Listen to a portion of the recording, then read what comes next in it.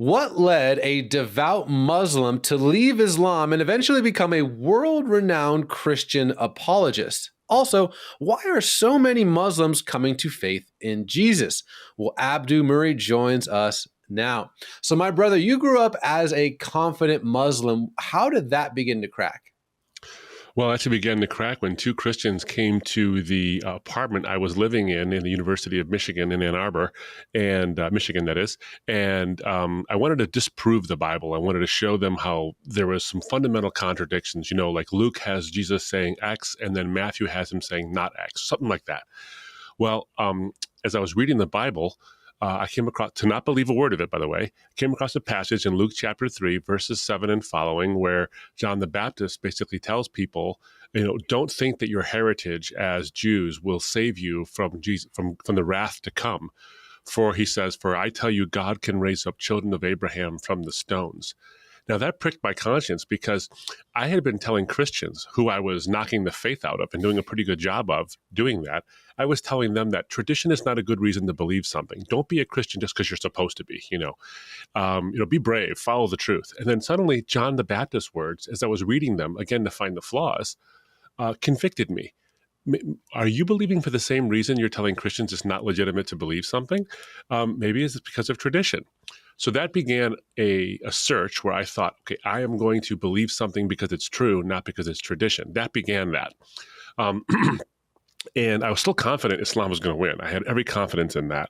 But I was like, I'm going to be objective and I'm going to be brave, and I'm going to do these things. Well, during this time of my mind shift, I come across a passage in the Quran.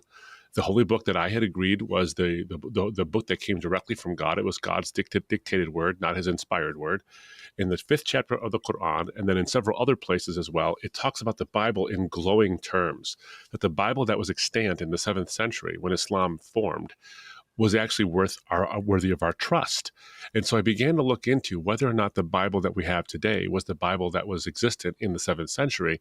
And I began to see the evidence wasn't just good, it was overwhelming, that what we have today is what they wrote then when it comes to the Bible. But of course, the Quran and the Bible make contradictory claims about Jesus, about the Trinity, about the crucifixion.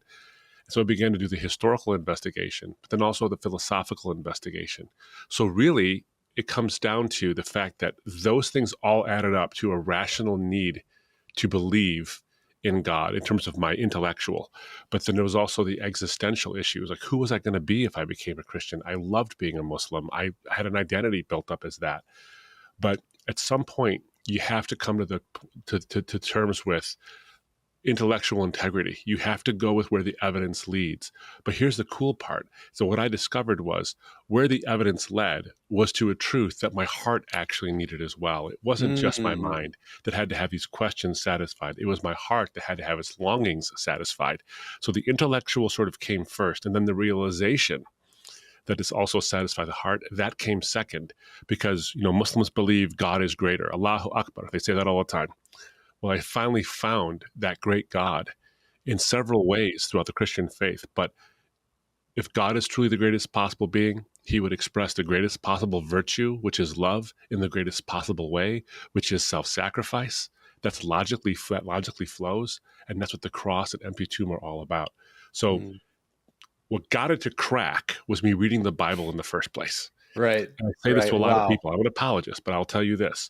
I hope people do not ever give lofty arguments with a closed Bible. The Bible is powerful.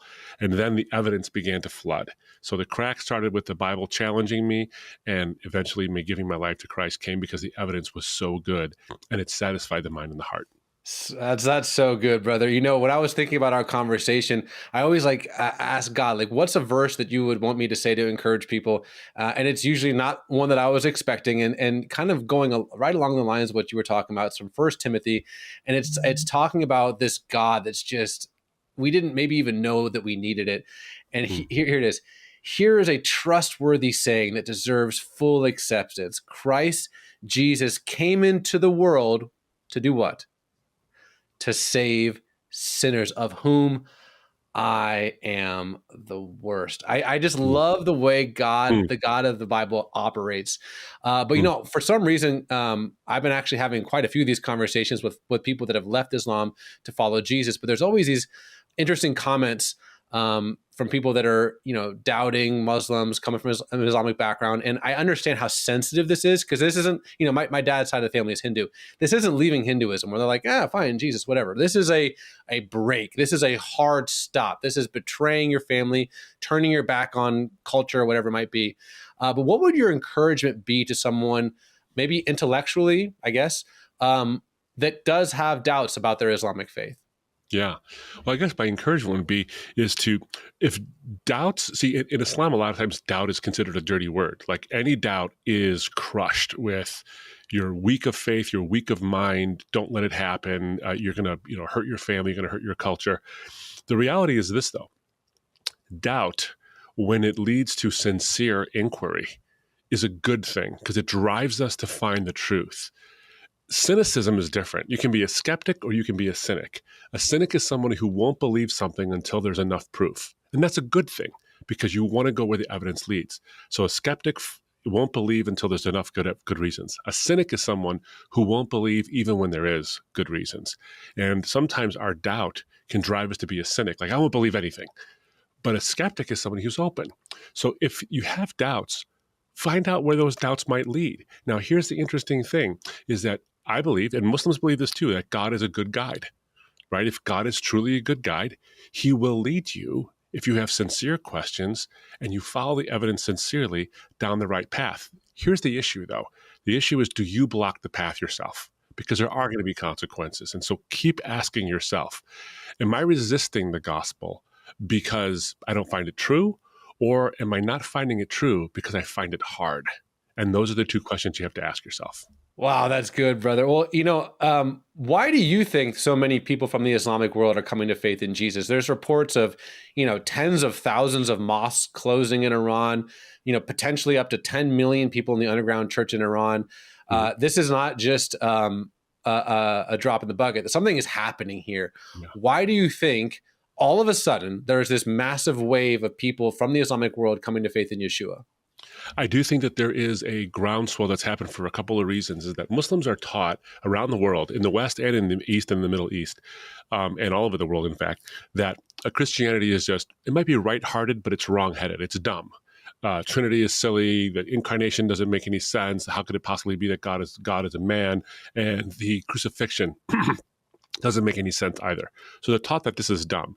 But then headlines break, and there are political issues and social issues and some atrocities worked out in the name of a religion they were born in. And now they're saying, wait a minute, is this true too? And so they're starting to wonder about this. So they think Christianity is silly and Islam is bad. And so they leave faith altogether. But then there are those who live a Christian life in their lives and see it changing. They're seeing the changes in Christians they know. But then there are Christians who actually know what they believe as well. And so they see it lived out in Christian societies or Christian dominated societies as a good thing and a positive thing. And then they see also the credibility is seeping in, and they begin to say, you know what? I thought it was dumb before, and I thought I had no options. But so I'm leaving this religion to atheism, but maybe I ought not do that. Maybe there's something good and beautiful in the Christian faith as well. So I would say, in a nutshell, to me, the fundamental reason why people are coming to faith is because information is out there now, and it was once suppressed. Yep. People are starting to see that this Christianity that they once thought was a caricature of silliness is Mhm. actually intellectually, but also emotionally and existentially beautiful, and it benefits society. So they're beginning to see that, and they want it. That's why it's happening in Iran. That's why it's happening all over the place. When the gospel gets out, when it gets in, when the aroma of the gospel seeps into a room, the smell is quite sweet, and you follow your nose all the way to the dish that emanates that aroma, and it's something worth tasting. Ooh, that's good stuff, brother. I'm gonna obviously have to have you back on because I just think you're a wealth of information. But lastly, my friend, how can my friend watching this connect with you? Where would you want them? I mean, I know you have like 7 trillion books. Yeah. Abdu Murray, the man to go on to Amazon for. But where would you want people to find more information? Let's say they are curious. Well, where would you want them to be directed to? I would give them two places. Go to our website, embracethetruth.org, all one word, embracethetruth.org, and then you'll find links there, but also go directly to our YouTube channel, Abdu Murray Official, and you'll find all kind of videos that will help you get the answers you're looking for. Abdu, my friend, thank you so much for coming on.